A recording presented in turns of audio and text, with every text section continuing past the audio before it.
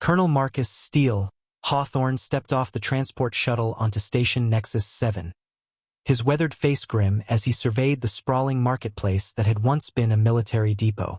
23 years of service had carved deep lines around his steel-gray eyes, and the recent loss of his left arm to a Kryllian plasma burst served as a constant reminder that his fighting days were numbered. The prosthetic felt foreign against his chest, its servos whirring softly as he adjusted his grip on the worn duffel bag containing his life savings. The station's artificial atmosphere recyclers hummed overhead, struggling to filter out the mixture of exotic spices, industrial lubricants, and something he couldn't quite identify, something that made his combat instincts prickle. Nexus 7 existed in the gray zone between civilized space and the frontier, where laws were suggestions and credits talked louder than conscience. Marcus had come here with a purpose that would have horrified his former commanding officers. 3 months ago, while recuperating in a military hospital, he'd intercepted an encrypted transmission meant for someone else. The contents had shaken him to his core, confirmation of something he'd only heard whispers about during his years fighting in the Outer Rim conflicts. Alien trafficking. Not the usual smuggling of rare minerals or black market weapons, but actual sentient beings. Specifically, females of recently contacted species, sold to the highest bidders across human space. The transmission had contained shipping manifests, auction schedules, and location codes. One location had been Nexus 7. Now, 6 hours before his military pension would officially kick in, Marcus found himself walking through the station's underbelly, following directions scrawled on a scrap of polymer sheeting. His plan was simple, if not entirely legal. Buy whatever aliens were being held, then find a way to get them home. His pension would cover the purchase price, barely, and he'd figure out the rest later. The deeper he went into the station's bowels, the dimmer the lighting became. Legitimate businesses gave way to establishments with names like the Screaming Nebula and Xenocuriosities. Finally, he found what he was looking for. A nondescript door marked only with a symbol that looked like a twisted infinity sign. Marcus pressed the entry chime and waited. A slot opened at eye level, revealing a pair of compound eyes that definitely weren't human. Password. The voice was translated through a universal communicator, losing all inflection in the process. Stellar winds blow cold in vacuum, Marcus replied, reading from his scrap of paper. The door slid open with a hiss, revealing a corridor that stretched back into shadow. Marcus stepped inside, his hand instinctively moving toward where his sidearm used to rest before remembering he'd turned it in with the rest of his gear. The being who'd opened the door was a Horthak, insectoid species known for their complete lack of moral qualms about anything involving profit. This one wore a translation collar and what appeared to be formal business attire tailored for its four-armed frame. "Welcome to Karatha's Exotic Acquisitions," the Horthak clicked. "I am BZZT-41. You seek companions?" Marcus nodded, not trusting himself to speak. The corridor led to a larger chamber that looked like a twisted hybrid of showroom and prison. Display cases lined the walls, each containing what the establishment probably called merchandise. His blood ran cold as he took in the scene. Behind reinforced transparent barriers stood beings he'd never seen before. Tall, elegant creatures with skin that seemed to shift color in the artificial light. They were humanoid but clearly alien, with elongated limbs, large eyes that held far too much intelligence, and what appeared to be natural markings that swirled across their exposed skin like living tattoos. There were 5 of them, all female as far as he could tell, ranging from what might be adolescent to full adult. They wore simple garments that looked more like medical scrubs than clothing. Most disturbing of all, they didn't react to his presence with fear or anger, just a defeated resignation that spoke of weeks or months in captivity. "Ah, you have excellent taste," BZZ-41 chittered, following his gaze. "These are Zephyrians from the Andorian cluster. Recently contacted species, very intelligent, very adaptable. The auction isn't scheduled for another week, but for the right price, we could arrange a private sale." "All of them," Marcus said quietly. The Horthak's compound eyes swiveled to focus on him. "Excuse me? I want all 5. What's your price?" BZZT-41's mandibles clicked rapidly, the equivalent of excited laughter. My friend, you misunderstand the market. These are not bulk commodities. Each is individually priced based on age, beauty, genetic markers, predicted compatibility. Name your price for all 5, Marcus interrupted, his voice carrying the authority he'd used to command troops in a dozen battles. The alien's demeanor shifted slightly. You are serious. Very well. For the complete set, factoring in the early sale discount, 800,000 credits. Marcus felt his stomach drop. His entire pension was worth maybe 600,000, and that was if he cashed it out completely. He started to respond when movement in one of the display cases caught his eye. The tallest of the Zephyrians, a being with silver markings that seemed to pulse with her heartbeat, had approached the barrier. Her large, dark eyes met his, and something passed between them. Not understanding exactly, but recognition. She pressed one long-fingered hand against the transparent wall, and Marcus found himself stepping closer. This close, he could see that the markings weren't just decorative. They were moving, flowing across her skin in patterns that seemed almost like writing. Her lips moved, forming words he couldn't hear through the barrier, but her expression was clear. Desperation mixed with a fragile hope. Can they understand us? Marcus asked without looking away from her. Oh yes, very quick learners. We've had them for 6 weeks now, and they've picked up basic standard quite well. Makes them more valuable, you see. The buyers prefer merchandise that can comprehend instructions. The casual way the Horthack referred to sentient beings as merchandise made Marcus's jaw clench. He forced himself to remain calm. Losing his temper wouldn't help anyone. I can offer 600,000, he said. Impossible. Perhaps you'd like to consider just 1 or 2.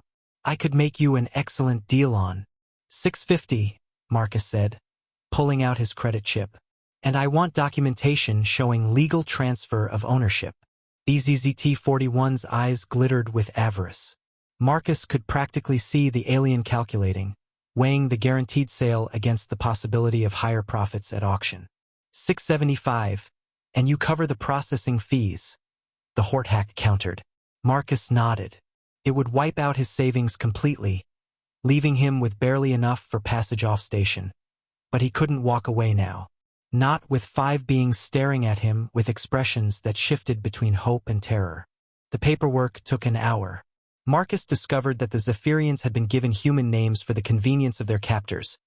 Silver, the tall one who'd first caught his attention, Dawn, a smaller female with golden markings, Luna, whose markings were deep blue-black, Nova, with crimson patterns, and Star, the youngest, with white markings that seemed to glow.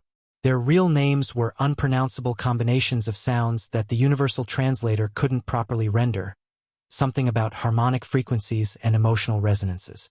The documentation listed them as exotic servants, with Marcus designated as their legal owner under colonial salvage laws. The irony wasn't lost on him that in order to free them, he'd had to technically enslave them.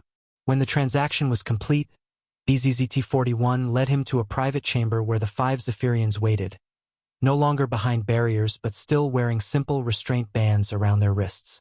The control bands will respond to your voice commands, the Horthack explained.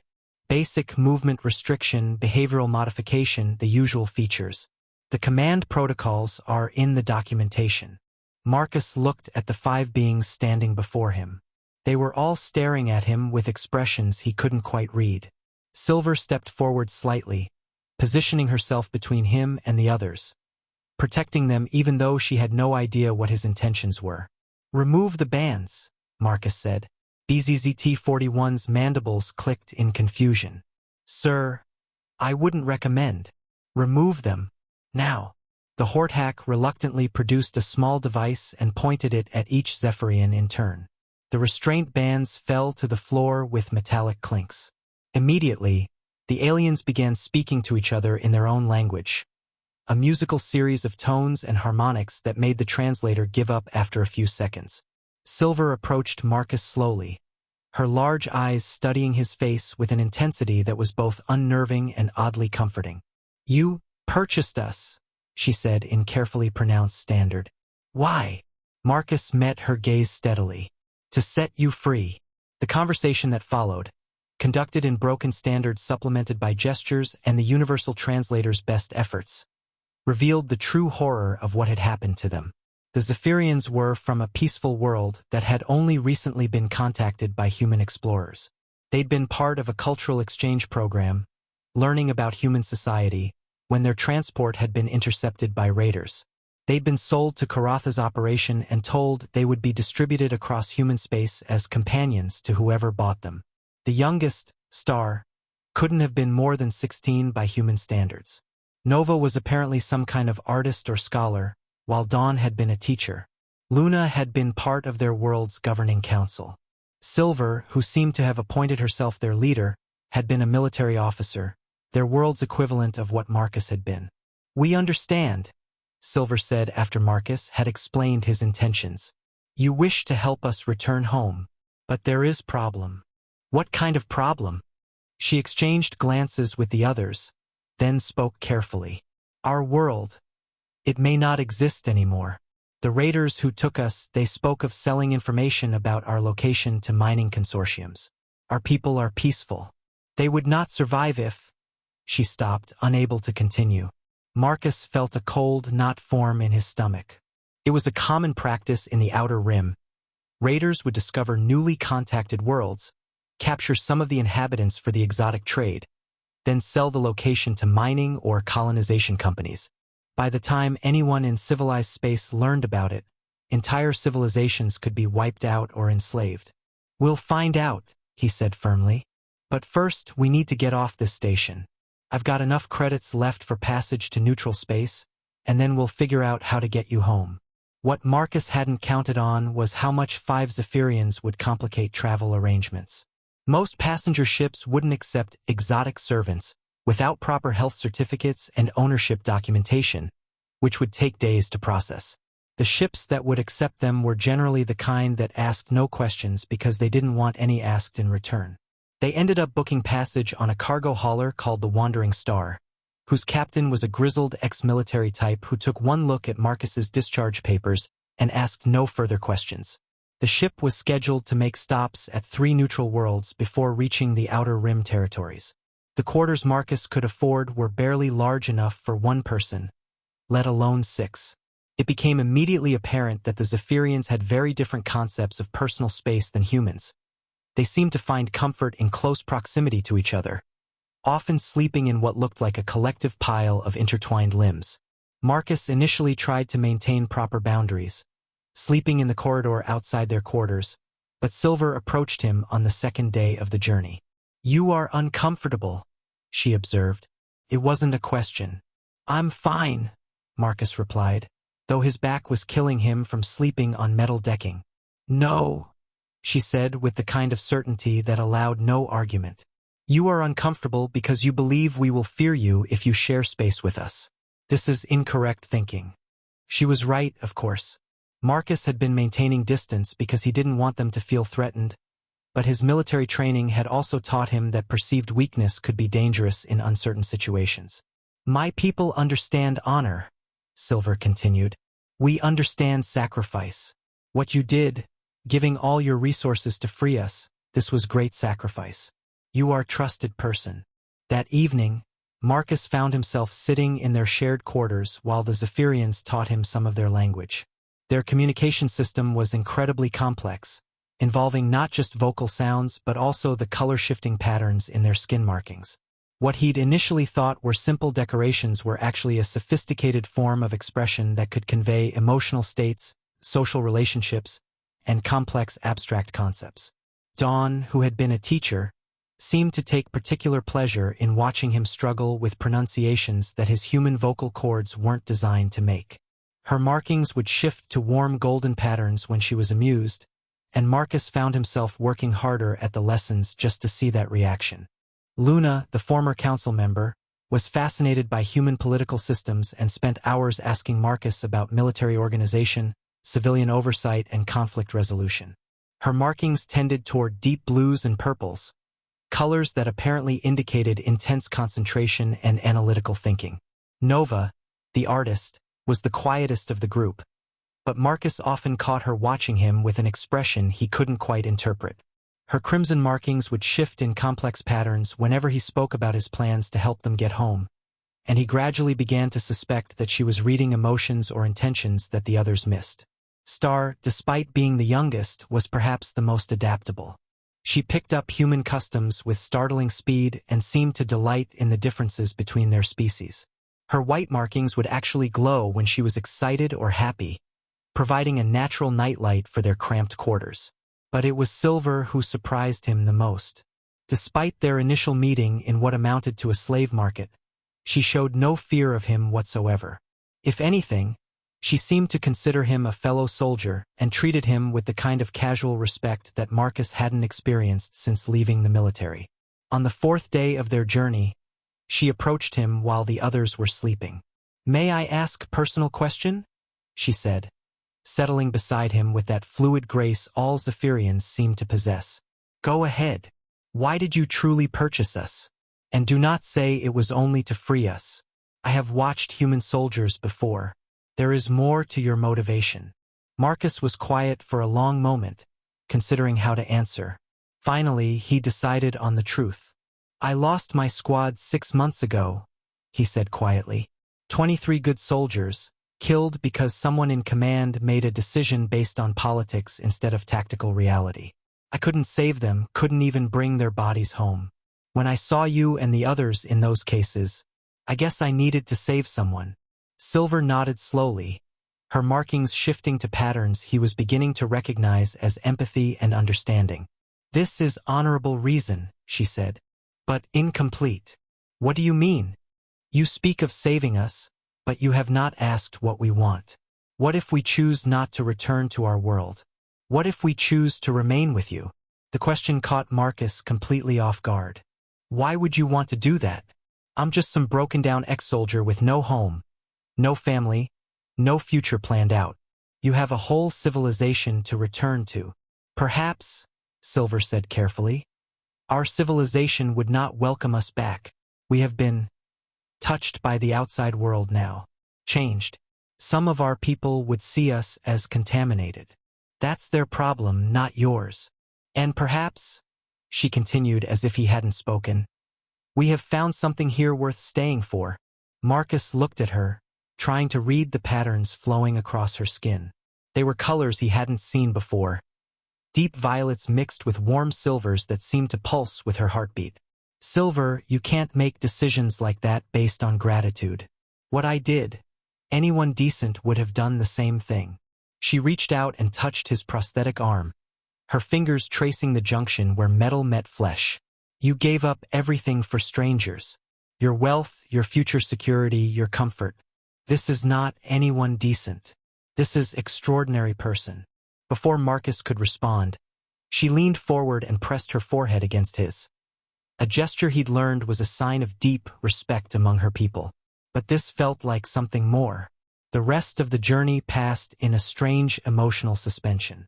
Marcus found himself growing closer to all 5 Zephyrians, but particularly to Silver. Their conversations became longer and more personal, often extending late into the ship's night cycle. She told him about her world, about the complex social structures and the philosophical principles that guided her people. He found himself sharing stories from his military service, things he'd never told anyone else. Dawn began teaching him Zephyrian cooking techniques, adapted for human food supplies. Luna included him in her daily meditation practices, which involved harmonizing the patterns of their skin markings in ways that seemed to create a shared emotional state. Nova started showing him her art, complex geometric patterns that somehow conveyed narrative stories when viewed in sequence. Star simply adopted him as an honorary big brother, seeking his approval for everything from language practice to cultural observations. But it was Silver who challenged him most, forcing him to confront the reality of what their relationship was becoming. 3 days before they were scheduled to reach the first neutral world, she approached him with a question that changed everything. "Marcus," she said, using his first name for the first time, "what are the legal requirements for marriage in human space?" The question hit him like a plasma blast to the chest. "What? Marriage?" she repeated calmly. The formal bonding between individuals for mutual support and companionship. What are the requirements? Silver, you can't be serious. I am extremely serious, as are the others. Marcus looked around and realized that Dawn, Luna, Nova, and Star were all watching the conversation with expressions of intense interest. Their markings were showing patterns of anticipation and nervous excitement. All of you? He asked weakly. Zephyrian social structures are different from human ones, Silver explained. We form group bonds, communal relationships. What you call polygamy is normal for us, though we rarely bond with males outside our species. But why? I mean, I'm honored, but because... Dawn interrupted, her golden markings brightening. You are a good person. You sacrifice for others without expecting return. Because you treat us as equals, Luna added, her blue patterns flowing in complex spirals. Not as property or exotic curiosities. Because you make us laugh? Star chimed in, her white markings actually glowing with excitement. And you protect us and teach us and listen to us. Nova, characteristically, said nothing, but her crimson markings shifted in patterns that Marcus had learned meant deep affection and commitment. And because, Silver said quietly, we have all chosen to love you. Marcus stared at them, his mind reeling. In the space of 6 days, his entire worldview had been turned upside down. He'd come to this mission thinking he was saving 5 aliens from slavery, and somehow they'd ended up saving him from a life of purposeless drifting. The legal requirements, he said slowly, vary by jurisdiction. In neutral space, it's mainly a matter of mutual consent and witness documentation. Then we have proposal for you, Silver said, and Marcus could tell she was choosing her words very carefully. Marry us, all of us, become our bondmate and let us become your family. We will help you build new life, and you will help us find our place in this galaxy. What about going home? What about your people? Our people taught us that home is not a place, Dawn said softly. Home is where you choose to build your life with those you love. Marcus looked at each of them in turn. These 5 remarkable beings who had somehow decided that a washed-up soldier was worth their devotion. The logical part of his mind catalogued all the reasons this was impossible.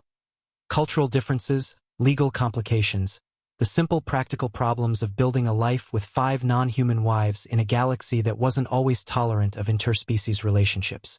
But the part of his mind that had been empty since losing his squad, the part that had been searching for purpose and meaning, whispered that this was exactly what he'd been looking for without knowing it.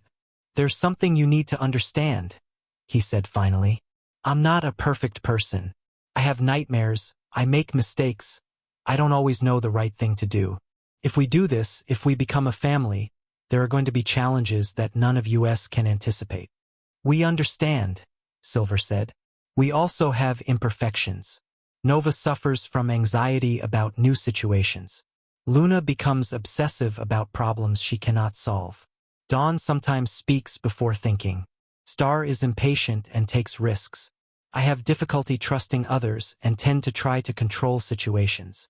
These are not reasons to avoid bonding, Dawn added. These are reasons to bond. We support each other through imperfections. Marcus took a deep breath, looking around at the 5 faces watching him with expressions of hope and determination. All right, he said, but we do this properly. No rush, no pressure. We take time to really understand what we're committing to. And if anyone changes their mind at any point... He was cut off as Star launched herself into his arms, her markings blazing with joy. Within seconds, he found himself at the center of a group embrace that seemed to involve far more limbs than should have been mathematically possible. We accept terms, Silver said, her voice slightly muffled since her face was pressed against his shoulder. When do we begin formal bonding process? Well, Marcus said, trying to process the fact that he was apparently about to become the first human in recorded history to marry 5 aliens at once.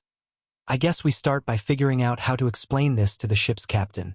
We'll need him to act as witness for the legal documentation. The ceremony, such as it was, took place in the Wandering Star's cargo bay 3 days later.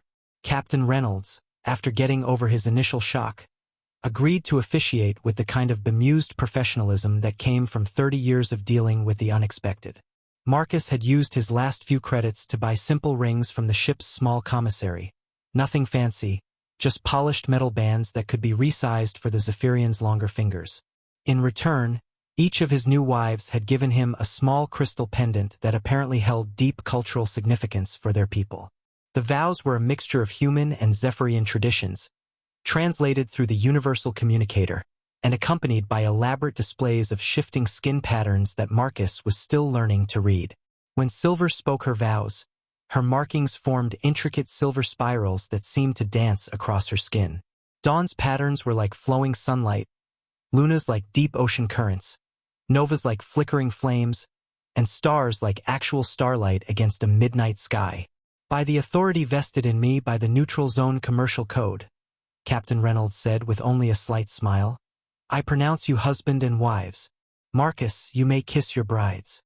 What followed was the most surreal and wonderful 5 minutes of Marcus's life, as he shared his first kiss with each of his new wives while the cargo bay's artificial gravity systems hummed around them. As the wandering star entered orbit around their destination, a neutral world called Haven's Rest where they could establish legal residency, Marcus stood in the observation lounge with his new family, watching the planet grow larger in the viewport. So what now? He asked. Now we build life together, Silver said, taking his hand. We find work, we find home, we learn to be family. We contact other Zephyrians who escaped, Luna added. Build community for others like us. We start school for interspecies cultural exchange, Dawn suggested. Teach tolerance and understanding. We create art that bridges different species, Nova said quietly. Show Galaxy that differences can be beautiful. We have adventures, Star exclaimed, her markings flashing with excitement. And maybe someday we have children who are part human and part Zephyrian and part something completely new. Marcus squeezed Silver's hand and looked around at his unlikely family. 6 months ago, he'd been a broken soldier with no future. Now he was a husband to 5 remarkable women who saw potential in him that he'd never seen in himself. Sounds like a plan, he said.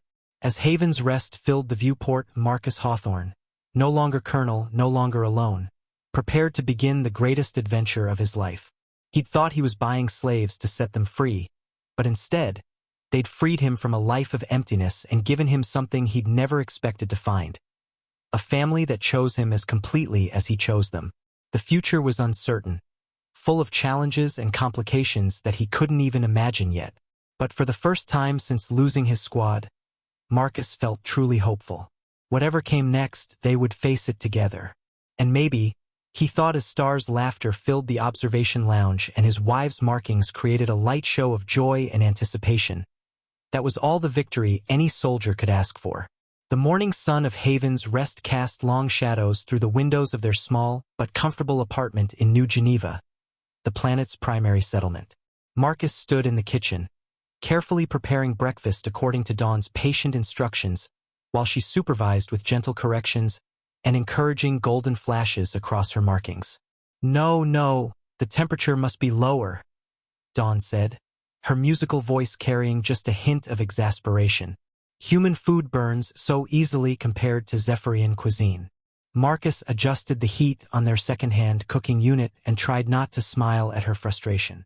In the 3 months since they'd arrived on Haven's Rest, each of his wives had taken charge of different aspects of their new life together.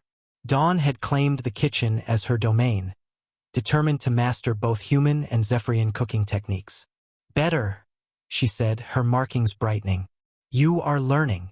Through the apartment, he could hear the sounds of his other wives beginning their day. Luna was in what they'd converted into a study, already deep in research about galactic refugee assistance programs. Nova had claimed the smallest bedroom as her art studio and was likely working on one of her integration paintings.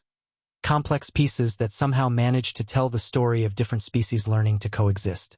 Star was probably still asleep, curled up in the pile of soft fabrics she'd arranged in the main bedroom. As the youngest, she required more rest than the others, though she made up for it with boundless energy during her waking hours. And Silver, Marcus could hear the rhythmic sounds of her morning exercises from the apartment's small balcony. She'd adapted human calisthenics to Zephyrian physiology, creating a routine that was both beautiful to watch and surprisingly intense. The domestic normalcy of it all still amazed him. 3 months ago, he'd been a single soldier with no prospects beyond a military pension. Now he was... what exactly? Husband, certainly. Provider, though their finances were still precarious. Family man in the most unconventional sense possible. Marcus, Dawn said, interrupting his thoughts. The protein is ready. He looked down to find that he'd successfully prepared a breakfast that actually looked edible. Dawn's teaching methods were demanding but effective. Thanks, he said, beginning to plate the food. Any word from Luna about the documentation process? Dawn's markings shifted to concerned amber patterns. She says the refugee status applications are complex.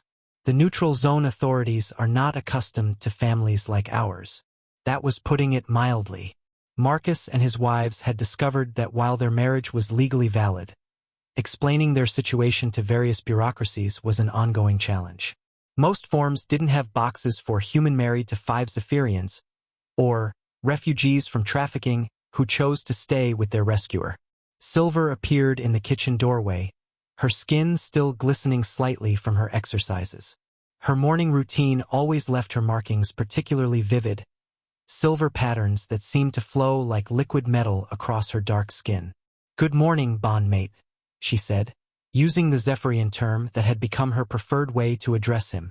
The morning communications brought interesting news. Marcus handed her a plate of breakfast, noting the subtle tension in her posture.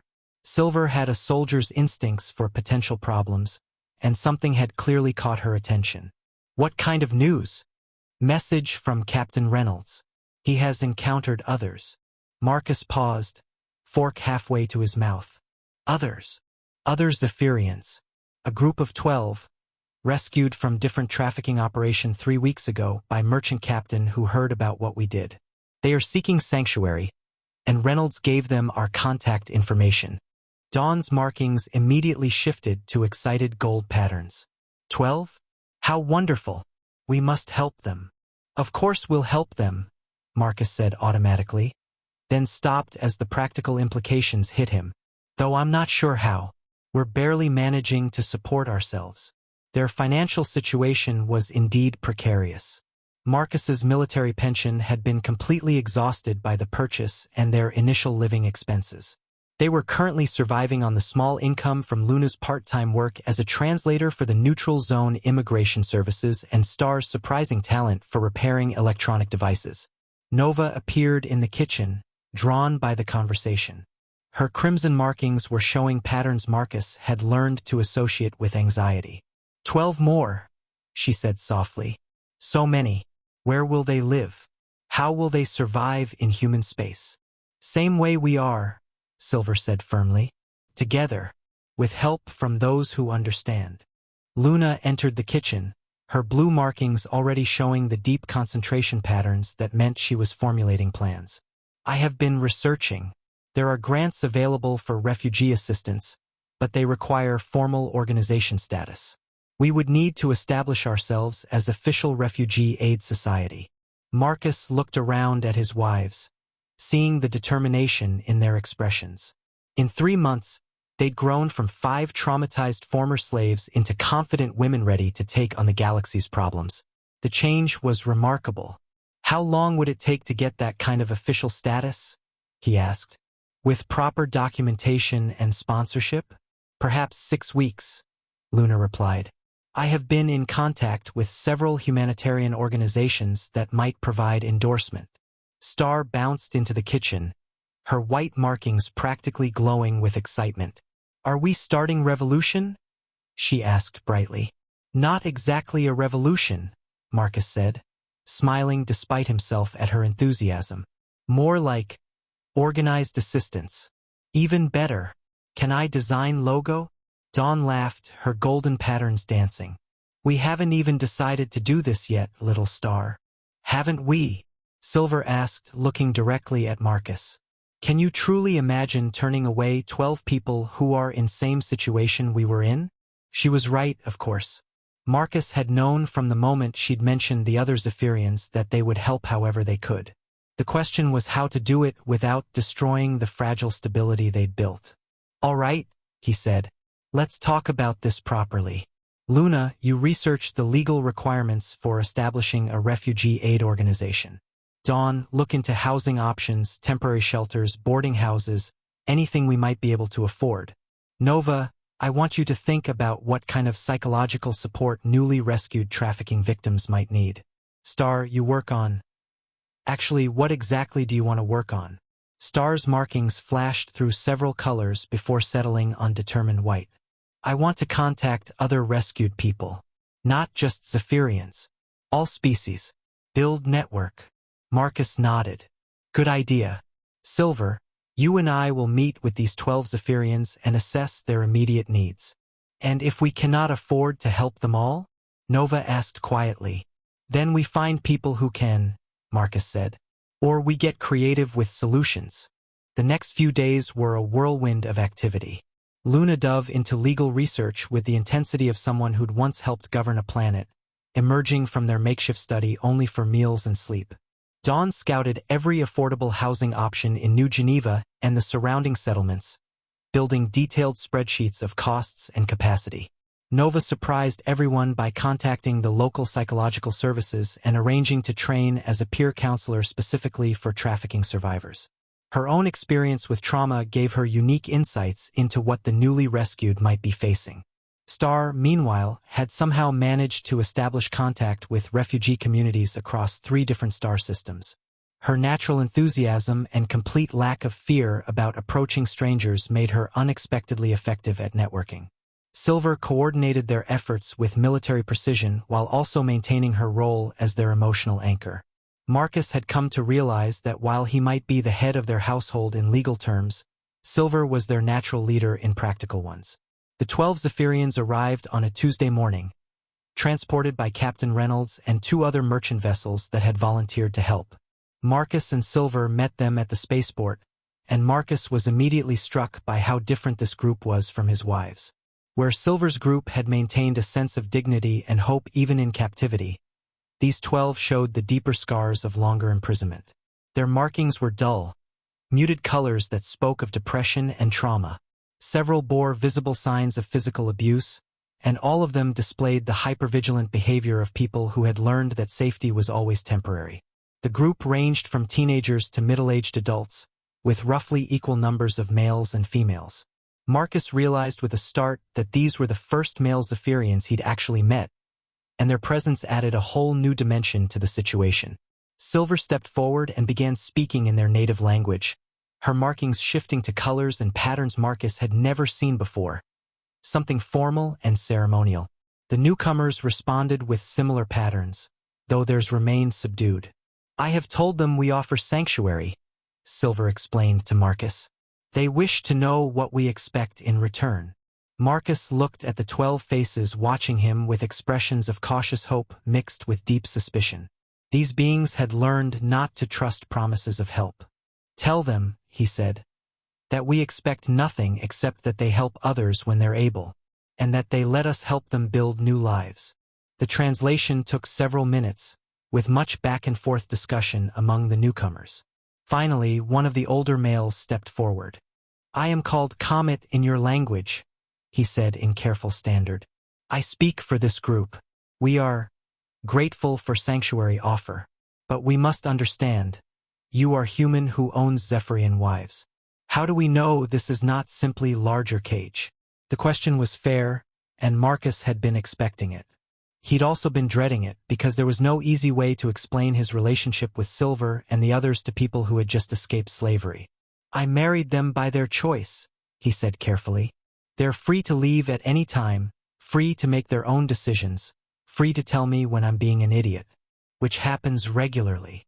Silver's markings showed amusement patterns at that last comment, and several of the newcomers seemed to relax slightly at her reaction.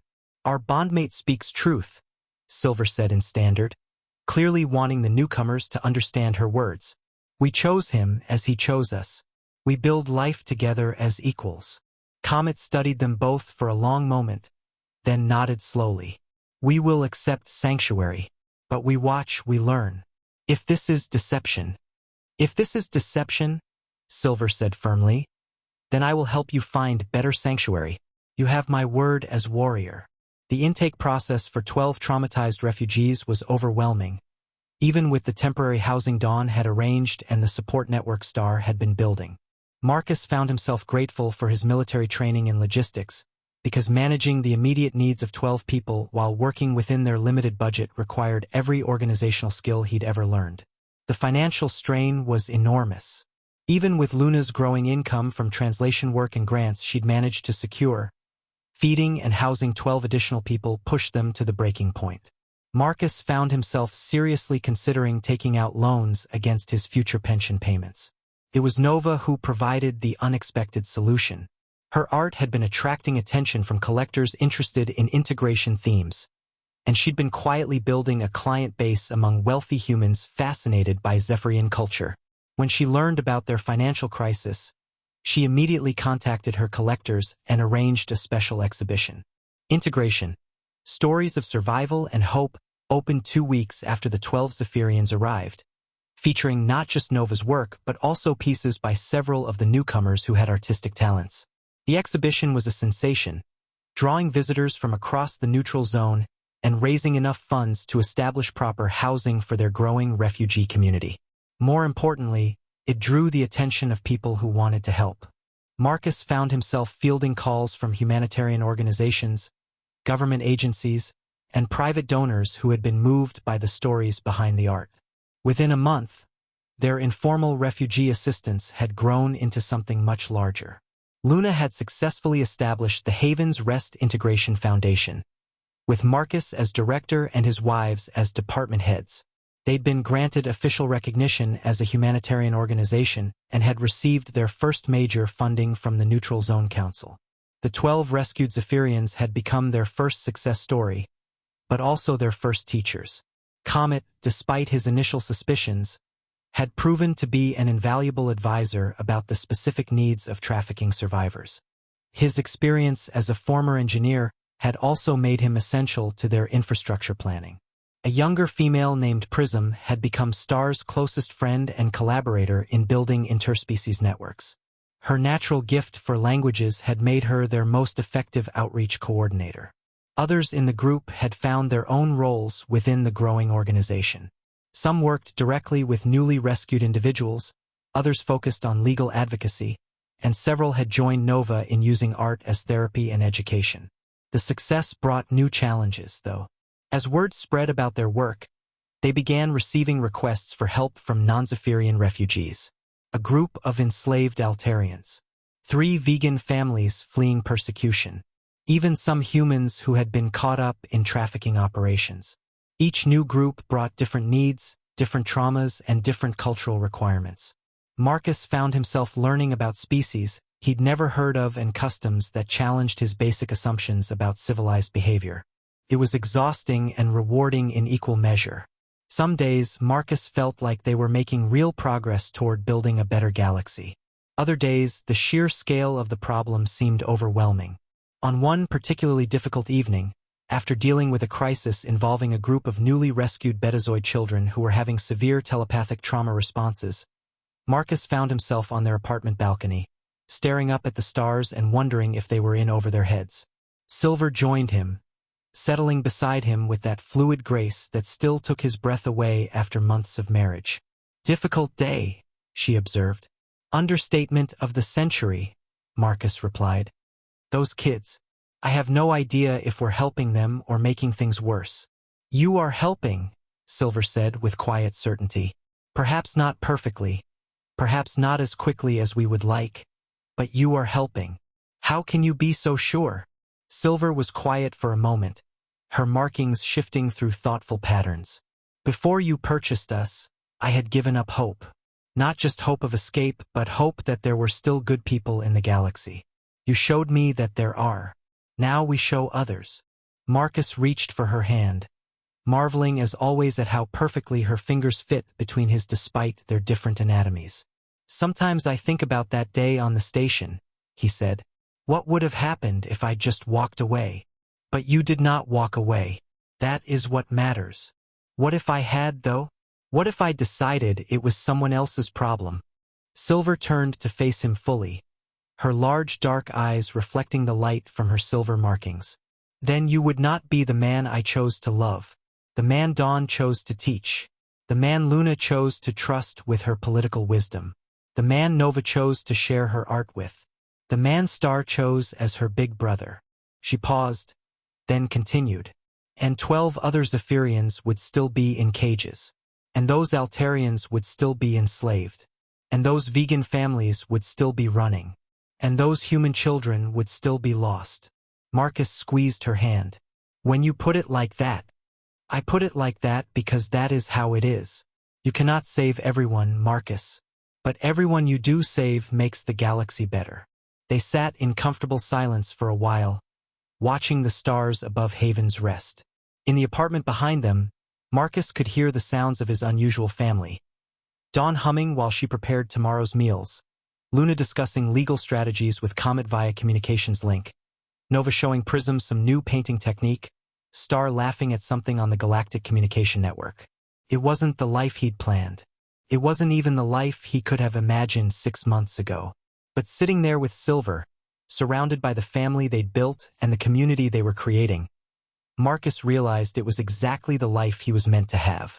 The old soldier who had walked into that slave market had been broken, purposeless, alone. The man sitting on this balcony was whole, needed, loved. He'd thought he was buying aliens to free them, but they'd freed him from a life of emptiness and given him something he'd never expected to find. A purpose worth living for. The future stretched ahead, full of challenges and possibilities. There would be more refugees to help, more bureaucratic battles to fight, more nights when the scope of the problem seemed overwhelming. But there would also be more success stories, more families reunited, more beings given the chance to build new lives in freedom. And he wouldn't face any of it alone. Come on, Silver said, standing and pulling him to his feet. Dawn has made that dessert you like, and Star wants to show everyone her latest network expansion plans. Family time.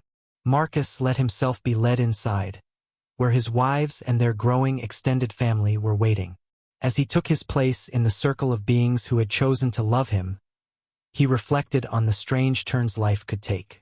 He'd been a soldier who bought slaves to free them and ended up married to them instead. Now he was a refugee advocate who'd stumbled into building a movement that was slowly changing how the galaxy thought about trafficking and integration. Not bad for a broken-down ex-military man with no plan and a guilty conscience. As Star began her enthusiastic presentation about connecting their network with similar organizations in the Outer Rim, Marcus settled back to listen, surrounded by the family he'd never expected and the purpose he'd never dared hope for. Sometimes, he thought, the best victories were the ones you never saw coming.